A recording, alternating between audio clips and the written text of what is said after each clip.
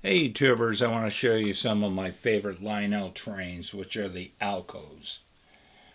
This is the 2023 Union Pacific.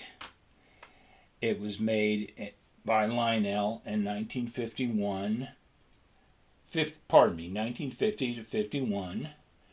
And it has Magnetraction, and it has a horn. And if you want to know what Magnetraction is, just watch this. The motor is in the front. Both of these axles are magnetized. And look what it does to this 027 track. Lifts it right off the desk. The rear will lift off because that is not magnetized because there's no motor back there. So there's your answer to what the heck does Magnetraction do. And this has a horn. It's lighted, of course. It has a trailing A unit dummy. This is back here. And really like the front of this unit. It's got the Union Pacific wings and the flag and insignia in the middle, I should say shield. And you've got the lighted number boards right here that show 2023. And unlike the later Lionel's, Alcos, this is all steel down here. You're not going to break the apron in a derailment. Or if a coupler comes open and the engine breaks away from the rest of the train, goes around the loop, hits a caboose, it's not going to break the apron. Okay, I'm going to move this out of the way. And it's trailing car. And here we have the Lionel 2033, which is basically the same unit. The only difference is in the old 2023, occasionally there would be swelling or irregularities here in the shell where it would come out. We call it the Alco 2023 Alco hump because of the heat of the motor. It would sometimes cause this to come up in a hump. I don't think my 2023 was run that much. The hump, the yellow one that I just showed you, the hump is almost impossible to see. So once again, Magnatraction. You go to a train show, take a paper clip. Paper clip sticks to the wheels. It has Magnatraction. You can see the resistance there. I should have mentioned the lockout for the E unit for this is underneath the frame,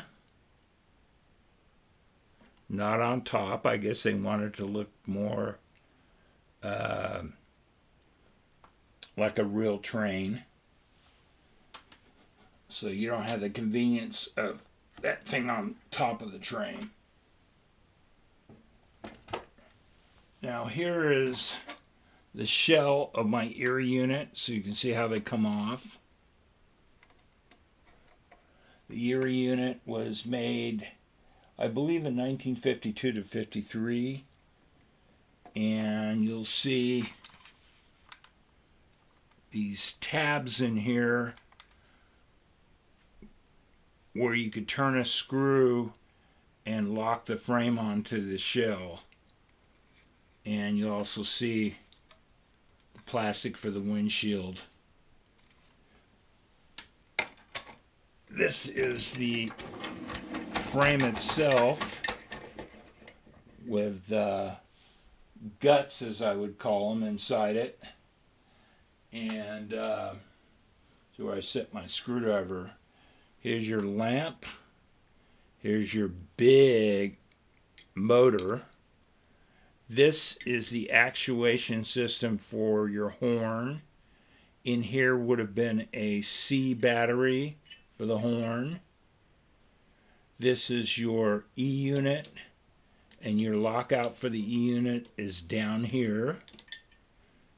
You just got to flip it over on its side to adjust the E unit. This is the horn, and there's a hole in top of the horn to allow the sound to come out. So that lets people know what they are and what they're all about. I should have shown, once again, paper clip sticks to the wheels, Magnetraction. Now, and a few years down the road, Lionel got cheap, and they started making these Alcos. This is the 204, which I like very much. It's 1957, so it's only about 5 years newer than the others. And you'll also see no Magnetraction here because they moved the drivetrain to the rear of the locomotive. Let's set this where you can see it. And I'm going to stick the paper clip here, and it's going to stick to the wheel. So this is great. Like I say, when you go to the train show, just take a paper clip.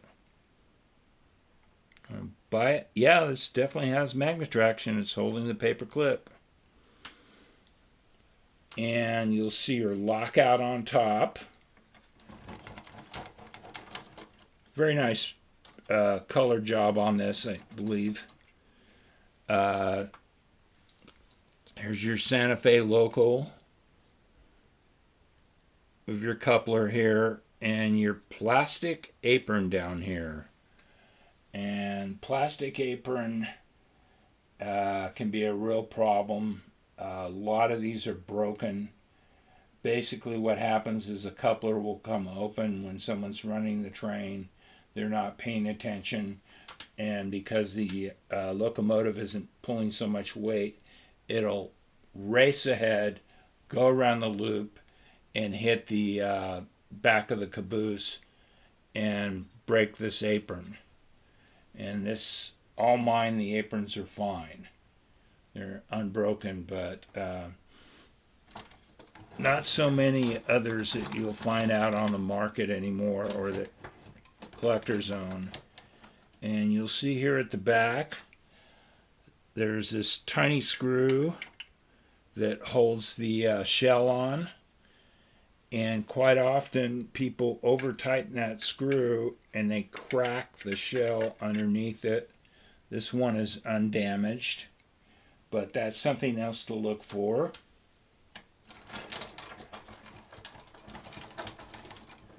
This one, because it has the Magnetraction, the Santa Fe is quite a good puller. Now I've got a 211 here, which is the Texas Special. This is not Magnetraction. This is was not a terribly good puller. I suppose I could have swapped out the motor and put one on with Magnatraction. I've got a couple old junkers with broken shells that I bought on eBay just for the parts. But I added a little weight and put a traction tire on, and now it's a great puller. So you don't have to spend all that money or go through all that trouble. Once again, the lockout switch here on top, because the E unit's right below. This does not, know if you noticed on the Santa Fe 204, it had two inserts where the number boards would have normally gone, and those were not installed on this locomotive. There's no windshield, neither was there on the 204. Love the star up front. Once again, very fragile apron. And your little screw, mounting screw in the back, but it's not broken. And I should have said on all these have a trailing A unit. And they've got a few scratches and a few rub spots, but none of them are broken. Now here is basically what you were just looking at. This is a Canadian National Lionel, made in 1961. Here is your motor. You notice it's quite a bit smaller than the original motors I was showing you. Here is your E unit for your lockout forward and reverse. And here is your lamp. This is Magnetraction. Look at that. It wants to pull the train, pull the locomotive when I put the paper clip up there. This was an uncatalogued. This was 2028 Canadian National, and this was uncatalogued. So there's not a lot around. And here is the shell. Not in the greatest shape as far as, there's been a lot of wear and tear on this. I bought it used, but it is unbroken.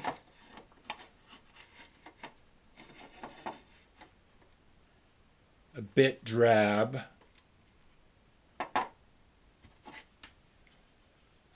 And here is the cheapest of the cheap. This is the 227 Canadian National, made by Lionel, made in 1960, also uncatalogued, no front coupler, so there's no delicate apron down here. This has no reverse in it, so you won't see a switch up here. This is not Magnatraction. I saw this at a train show, and it was in such beautiful condition. I love the colors, and I bought it. I thought, why are you buying this thing? It doesn't even have a front coupler. But I love the colors. The guy swore to me it was one of the best pullers he had. And I've pulled 12 027 boxcars with this on 031 radius curves. So he wasn't lying.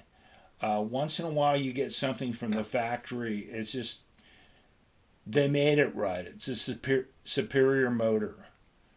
So it runs really good. And what I do is I hook this up. This is in forward. And my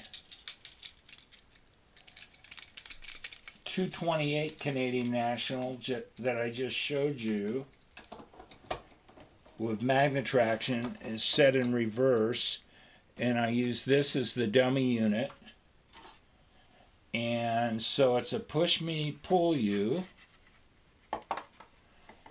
and I pulled 28 cars with this setup. So it works quite well. So I hope this gave you a little information about these Alco trains. Oh, one thing I forgot to show you. They do sell something on the market that is supposed to protect the front apron. And I bought one just to see how it fit and how it worked. They're cheap, and it fit right in this. I just stuck it in here today, and I assume you glue it in. But this would probably do a good job of saving that apron. So you can find them on eBay or find them in train parts and train shows. But if you've got a kid, or if you're drinking a lot of beer while you're running your Alcos, I would recommend you get one of these.